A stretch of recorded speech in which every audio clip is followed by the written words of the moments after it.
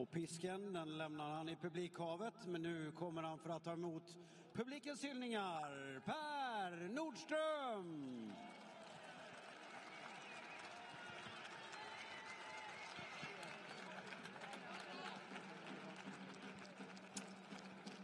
Per, världsrekord.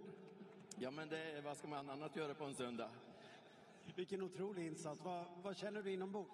Ja, 400 kvar och var jag inte så nöjd när jag såg min annan häst spela i ledningen. Men Wiseguy känns väldigt lugn och samlad idag. Det är väldigt gott för honom. För det är en kille som har lite hus för sig ibland när han är lite överförfriskad. Så att jag var väldigt nöjd med förberedelserna och kapaciteten vet jag att den finns där. Men jag var lite missnöjd i sista svängen när den andra hästen felade. Ja, men det förstår jag verkligen. Men det här som du nämner då kring hästen, var det som gjorde att du ändå valde att släppa ledningen till din stallkamrat?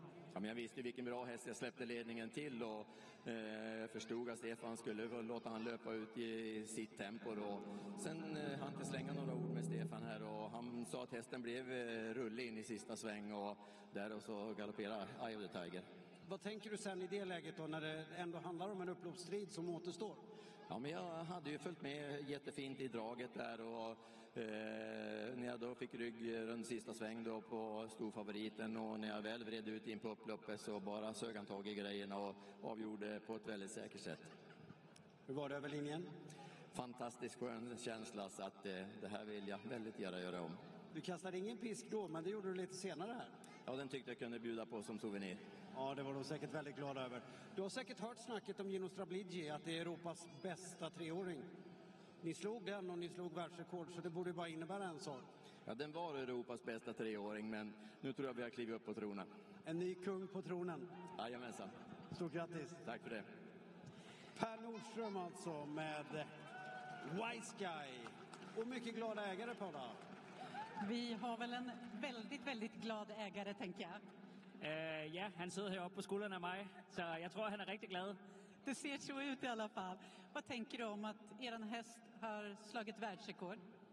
Jamen, det er jo fantastisk. Vi troede indløbet, at den kunne gå en lav 11-tid, så jeg vidste selvfølgelig godt, at de skulle også være gode de andre for at slå den, men omvendt så kunne den også have været blevet femmer, og så havde den gået super godt. Men det her er jo bare helt fantastisk. Vilken respekt hade ni för favoriten i loppet? Ja, selvfølgelig meget. Den har startet 8 gange og vundet 8 gange, så man har selvfølgelig respekt, men omvendt, så synes jeg måske også, den var blevet gjort til for stor favorit. Den har trods alt ikke gået meget hurtigere, end de andre heste har. Og jeg synes, Wiseguy var undervurderet i forhold til, hvad han egentlig har gået. Han har gået godt hver gang. Sidste gang gik han i dødens og var tæt på den, der vandt der, og fik et ret hårdt løb. Så jeg synes, vi havde en god chance, selvom vi ikke var tippet så højt. Hur värderar du den här segern? Hur högt håller du den?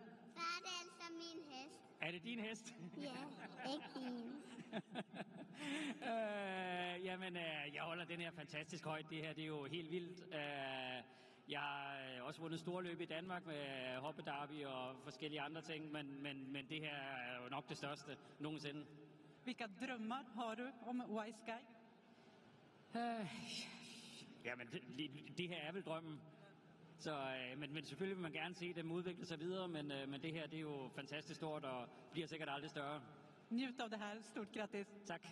Wiseguy alltså är vinnaren tillsammans med tränare och kusk Per Nordström.